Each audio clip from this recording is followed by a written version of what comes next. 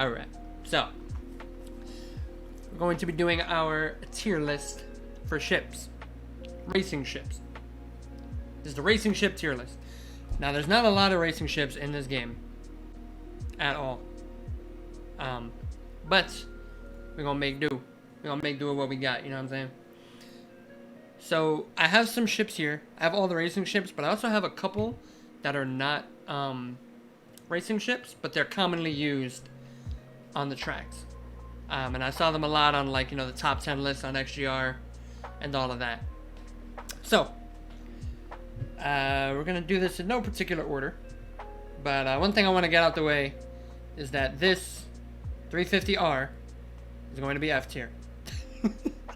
That is the one ship on this list that I would say don't ever touch. Don't try to race with it. It is bad. It is not good. It is poo-poo. Okay, it's very heavy. Its thrusters are not good, and they're not good to a point where I think CIG even said they're supposed to update them, and they just haven't. It's too big. The cross section on that wing is like massive.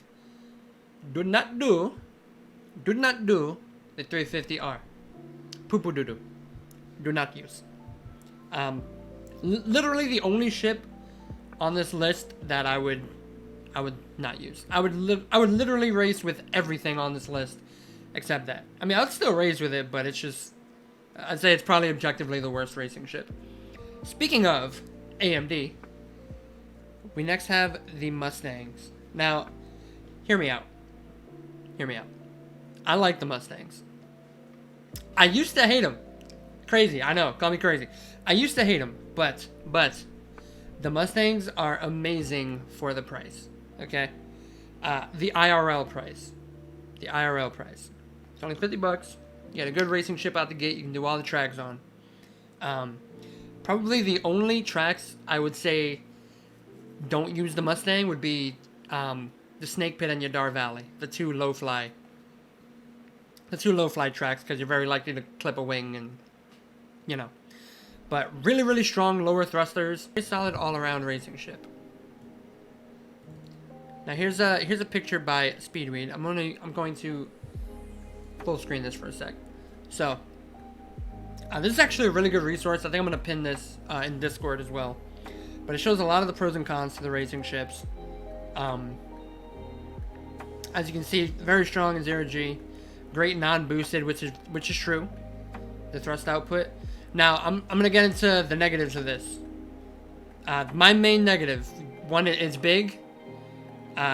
This is true. I don't really count your severe loss. Everything has loss of control when you lose something. But, yeah, the 350R is big, and it's heavy. And those are two bad things for racing. The main thing about this ship that I don't like is this. Erroneous auxiliary thruster output causes unwanted pitching. And that's also very true for the roll. The roll is the main thing that makes me not like this ship. It rolls so hard. There's so many times you'll go to roll with this ship and you'll just end up doing... You'll just go way more than you intend, you know? Or you'll do a barrel roll or... Yeah.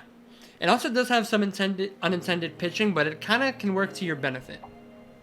So all of that is basically for me to say I will not put this bottom tier. I don't think it's F. I don't think it's C. I'm going to put these on B. The Omega and the Gamma. They're basically the same, by the way. The Omega just it's slightly smaller. Therefore, it's better because, you know, you're less likely to hit something. So this is yeah. Mustang is solid B tier for racing ships. I'm just going to do the racing ships first, and then I'm going to get into the non-racing ships that are on this list. So I'm just going to do the things that are officially classified as racing ships. Okay, so we'll skip the arrow for now. The Merlin, S tier. The Merlin is S tier. Period. This ship is so incredibly good in atmosphere. It's ridiculous. It's going in. It's not the top of S tier, but it's going in S tier. It is so good in atmo. Slices perfectly.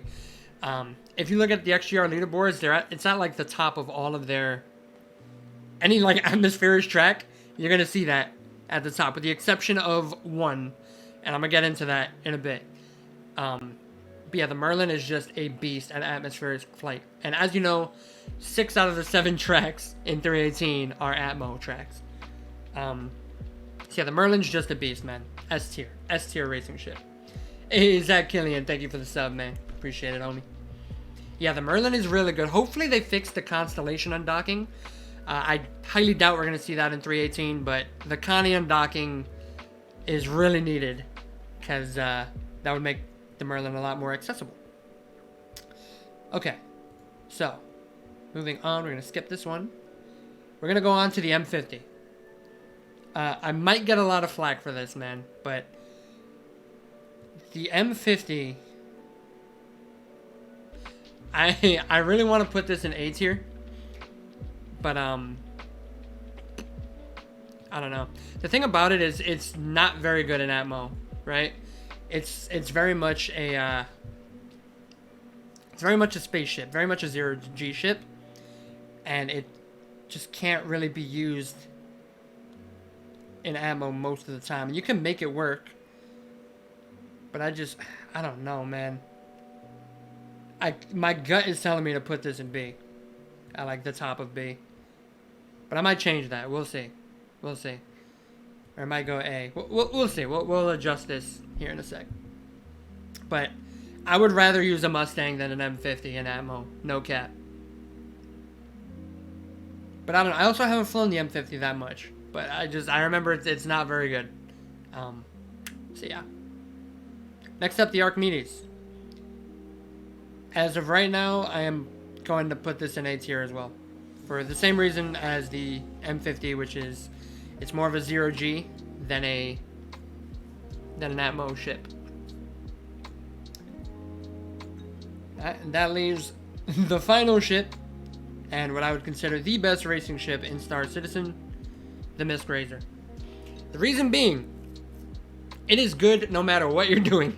No matter where you are, where you're racing at, the Mist Razor is going to hold it down. Can we zoom in a little bit? Yeah, there we go. The Mist Razor is going to hold it down. What up, 6-star? How you doing, man? Yeah, great all-around ship. There's really no downsides. It's a jack of all trades. Yeah, it's a master of none, because the Merlin is probably better in Atmo, and the M50 is better in 0G, but it's best across the board at everything, you know? So, Mist Razor, S tier.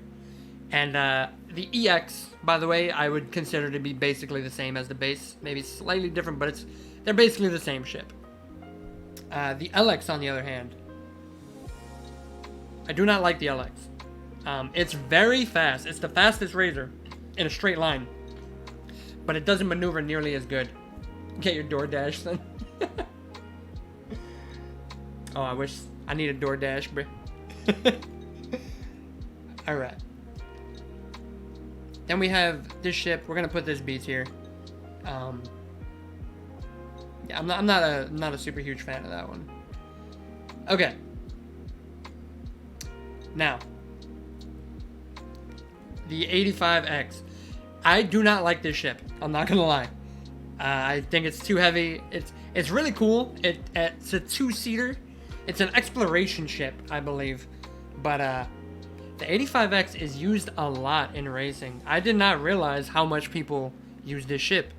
And if you look at the top 10 list for XGR's Lorville track, all 10 of them are the 85X. And the thing is, this ship is incredibly fast in a straight line. Like on some Drake Herald shit. It is so fast. And it's really good in Atmo. I just personally don't like it. I think it's a little bulky and slow on the turning. And I took it out one time on the Snake Pit. It didn't handle the drift very well at all. The bottom thrusters were weak as shit. And I didn't like it. But this is more of a ship you would take out to like the Lorville track or to the Kaplan Stadium track. And yeah, a lot of people get really high scores on those tracks with this. So I will reluctantly put this in A tier. It is a good ship. It is a good ship. And then the Arrow is the Arrow's also pretty good. Used a lot in Atmo. This was a favorite on Kaplan Stadium. I'm gonna put this A tier as well, the 85X. Okay, yeah. And that's our list. That's how it's gonna be. That's how it's gonna be done right there. Yeah, that is the list. So we've got the Mystic Razor S, along with the Merlin. Best all-arounder, best ammo ship. The two best 0G ships right here. Ship that's really good on Atmo tracks that have a lot of straightaways. And another good Atmo ship. These two are not racing ships, as I said, but they're used pretty often by racers, especially the 85X. The Mustangs, very cheap, but they suffer from over pitching, over rolling, large cross section, large wingspan. If you lose a wing, you're boned. But price and availability really helped us out, and it's actually a pretty good ship. Really good in ammo and in it. If the Razor is the jack of all trades, that's a great all-arounder. I would say the Mustang's a great, like, average all-arounder. You know, like it's decent. It's like okay, like all right at everything, but not good or bad at them. You know what I'm saying? That's how I feel about the Mustang. The main thing holding it back is how big it is and the over pitching and rolling. And then the Razor, I'm being very hard on the Razor EX or LX. But I don't like the thing. It sacrifices the maneuverability for the speed. And if you're gonna do that, you might as well jump in the 85X, I think. And then 350R, just don't touch that thing. Way too heavy, way too big. Do I have the P52? Yeah, this is it right here. This is the Merlin. And this is the Archimedes. But yeah, we need more racing ships, is the point I was trying to make with this. Because, actually, I'm pretty sure the Merlin's not even a racing ship, technically.